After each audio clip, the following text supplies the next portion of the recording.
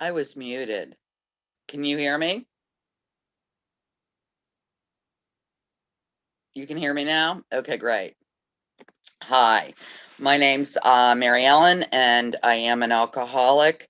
My sobriety date is November 2nd of 1991. So I've been around for a long time. I also got sober when I was relatively young. I think I was 31. Drugs and alcohol really did a number on my memory of things that happened when I was young. Um, but I'm in the right place. I'm not gonna like really spend a lot of time talking about what it was like. I went all the way, jails, institutions, didn't make it to death, but addiction is kind of a death. It's kind of a living death. Every day was kind of the same. I just wanted to get high. I just wanted to not be in the place I was in, the space I was in at that time. Um, at the end of my drinking, I would I would be a blackout drinker. I would start drinking in a bar, on a Friday afternoon and literally come to in another place on a different day. And I used to call those mini vacations. It's kind of like the Twilight Zone. I would start drinking in one bar and I would come to in another bar across town. At the end of my drinking, I used a lot of Coke just so that I could drink more. Earlier in my disease, I probably did more drugs than I did at the end. At the end, I always say, drugs took me to my knees, but alcohol took me to my face. So when I was 31, I was sick and tired of being sick and tired. And what I really thought was, I'm going to go to rehab and clean out my system and come back, and my system will be cleaned out and everything will work better. Not that I would work better, but the drugs and alcohol would work better.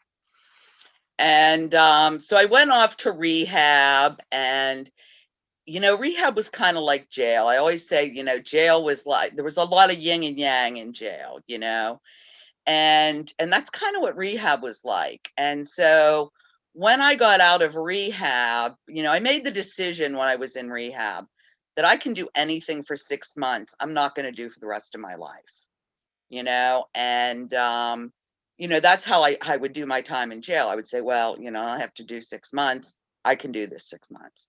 And that's kind of what I thought with, sobriety. I'll give it 6 months. And if at the end of 6 months it's not working, it's not like the drugs and the alcohol went away just because I got clean. So I started down my path, and I started going to meetings every day. I decided to do that 90 and 90. And actually, I was doing more than 90 and 90.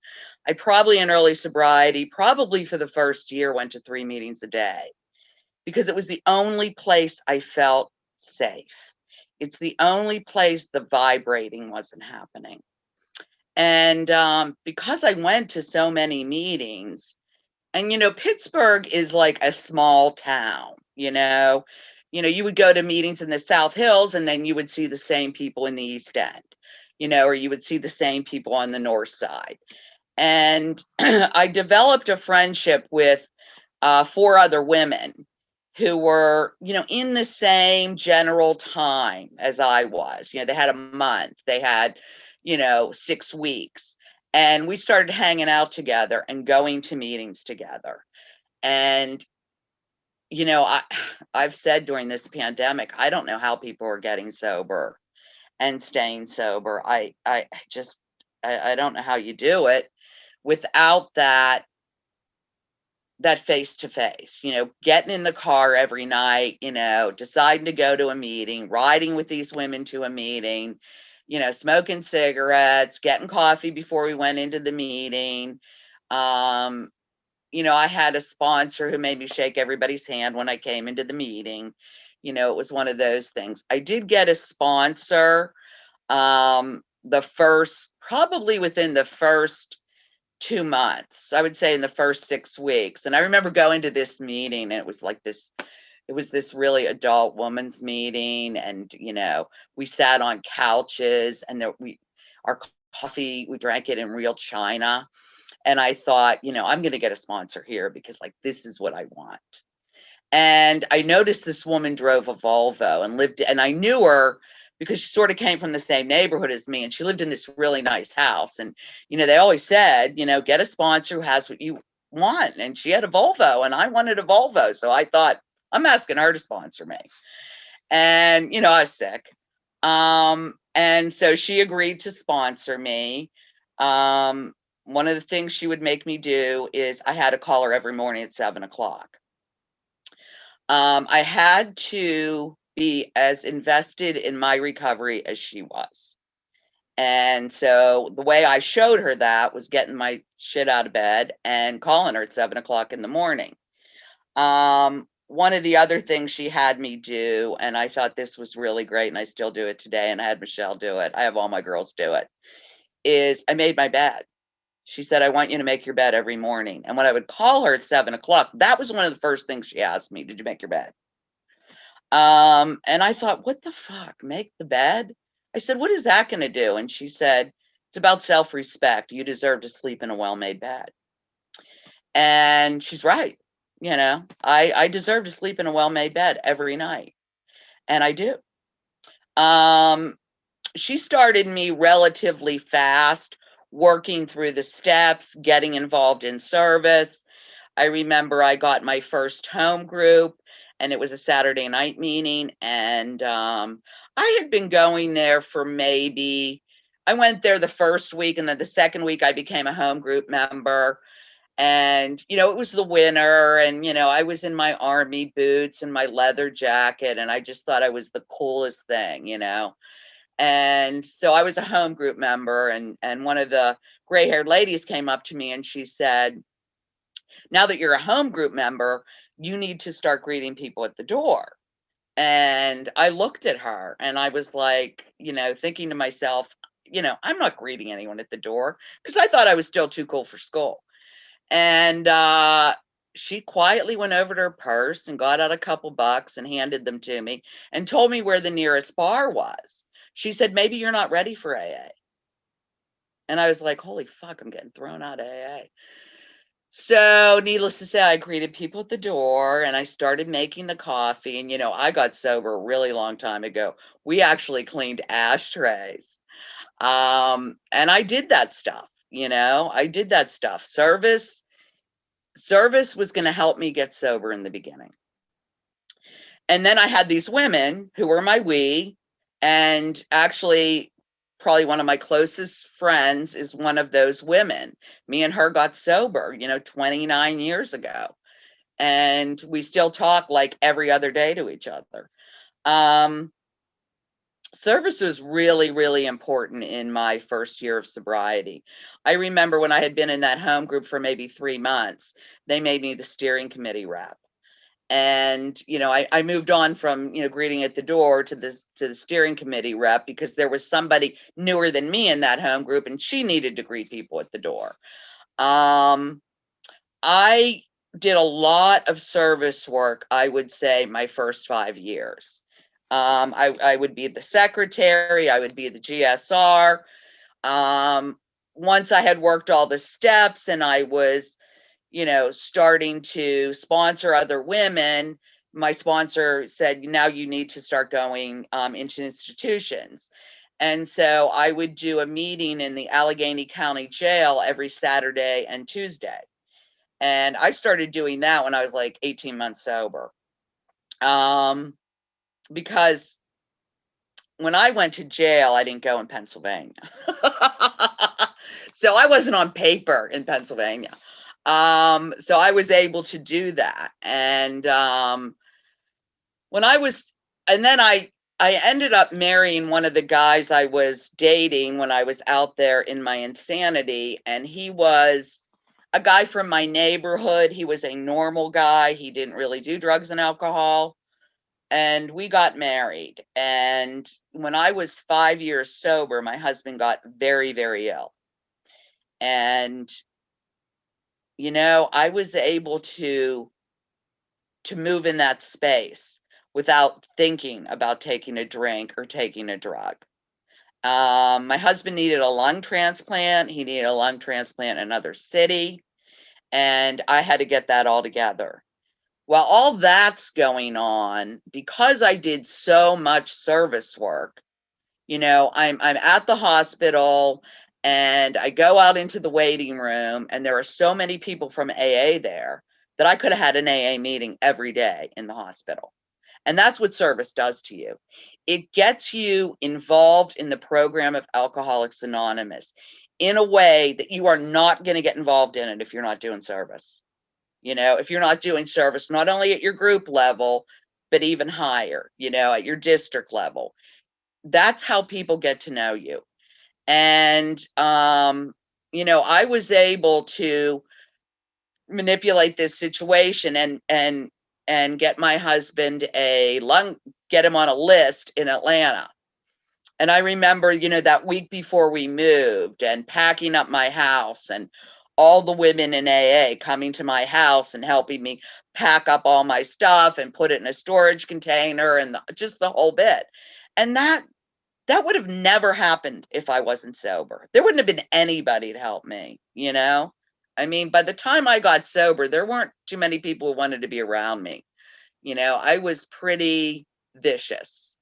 And we moved to Atlanta, and I remember calling my sponsor. I'd call her like every other day, telling her what's going on. And then one day I called her and she goes, today's day 29. And I go, what do you mean? And she goes, don't you remember I told you I'd give you 30 days to find a sponsor down there? You can't call me until you have a sponsor. And so I, was going to meetings down there, and I hooked up with this woman, and I had heard her share in meetings, and I went up to her and I said, hey, would you mind having coffee with me? I want to talk to you about a couple things. And we went out and had coffee, and it's really funny. One of the things that my sponsor had me write down in early sobriety were God things. She didn't want gratitude lists. She wanted me to get a relationship with a power greater than myself. And the way she did this was have me write down 3 God things every day that happened to me. And, I remember saying to her, like, what? I'm going to see a burning bush. And she's like, no, it's pouring down rain and you get rock star parking at the grocery store. You're late for work and you get all green lights. Those are God things. Start bringing God into your life. So by the time I was 5 years sober, my relationship with a power greater than myself was pretty solid. And so I go to Atlanta and I'm talking to Harriet, and she said, I know you're here because your husband has some medical needs. And I said, yeah. And I had asked her to sponsor me, and she said, well, what's going on? And I said, he needs a lung transplant. And she just looked at me and started to laugh. And she said, do you know what I used to do before I was working with the Ryan White Foundation? And I said, no, what? And she said, I was a transplant nurse at Sloan Kettering. And that was a God thing, and when I was in Atlanta, those God things were hitting me all the time, but then again, I was active in the program. The best thing my sponsor ever said to me was, I'm giving you 30 days to find a new sponsor. I'll run into this with my sponsees. It's easier to move to another city and continue your program than to move to another zip code within your city and continue your program. I'll have sponsees. We live in the South Hills, and I'll have sponsees move to the East End, and they keep trying to come back to the South Hills for meetings. And then eventually they don't want to drive to the South Hills for meetings, but they haven't made that base in the East End to go to meetings there. You know what I'm saying? So, if you're going to move out of your zip code in your same city, get a new sponsor and get a new home group. So anyway, we moved to Atlanta. Jack is able to get a transplant. We're living there for about a year, and we come back home, And the only reason they let us come home was because we live in a transplant center. Pittsburgh's a big transplant center. So they let us come home. We came home in October, and I started noticing, and I had noticed in Atlanta things weren't right with him, but I didn't know what that meant. I'd never been around somebody who had been transplanted. And things just were off. And this one day we live in a townhouse, and he walked into our neighbor's house and sat on their couch and was calling their dog by our dog's name. And that was another God thing. And I just looked at Tim, my neighbor, and he said, "You got to take him." While we were living in Atlanta, the people who lived next to us was a school teacher and a stockbroker. And while we were in Atlanta, they sold their townhouse and moved and sold their townhouse to a guy who sold medical equipment and an ICU nurse. Talk about a God thing. So I took Jack to the transplant center, and long story short, we found out he had a glioma and he had about a month to live. And I really needed my ICU nurse, and I needed all the medical equipment that Tim got me. And, we brought Jack home, and he did some, radiation and some chemotherapy, but it really didn't work. And he passed away on Christmas Eve of 1999. And I was like, what, 8 years sober, 8 years sober. And I had so many good drugs in my house. I mean, really good stuff. And I remember waking up that morning, and I realized Jack had passed away in the night because my dog was not in the bed. And I went to the phone and I called Kathy, who I'm still friends with, and I told her. And I swear, and that by the time it took me to walk downstairs, she was at my house throwing out the drugs. And that's AA. I could have called my sister-in-law first, but she wouldn't have known to throw the drugs out. You know what I mean? Because, she thought I was okay. You know how people think, gee, you haven't used in like 10 years. You must be okay. No, you're not okay. And I don't know if I would have used that day, but had those drugs stayed in my house, I think at some point I would have. I really don't know how much time I have. When that happened, it was time for me to reinvent myself again. And when I had moved to Atlanta, I had let go of all my sponsees. I had a new sponsor who lived down there. I moved back up here. I reunite with my sponsor. And, the first thing she has me do, she gave me about 3 months. And then she called me up one day and she goes, "We're going to do the steps again." And so here I was, 9 years sober, reworking the steps of Alcoholics Anonymous again.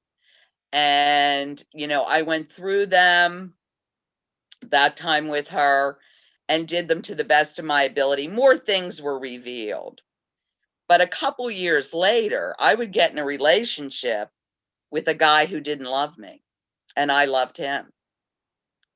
And I was in bad shape when that was over, and I couldn't understand why that was tearing me up more than my husband dying. And I remember my therapist said, "Jack died loving you. That guy rejected you." And so then I had to do my steps over again. And I remember I didn't have to do all my steps. I had to do my 4th step over again. And I remember Eileen saying to me, "I want you to do this 4th step on the things you did in sobriety. You can't go back to the well of your addiction. You need to look at the things you did in sobriety, because this is 6 and 7. Your inability to deal with life on life's terms." And that was a gift. I was able to really look at how my character defects set me up. Character defects I hadn't dealt with in the 12, 13 years I'd been sober. And so I always tell my sponsees, it's not your mom dying that's going to take you out. It's not losing a job that's going to take you out. It's your character defects. And with that, I'm done.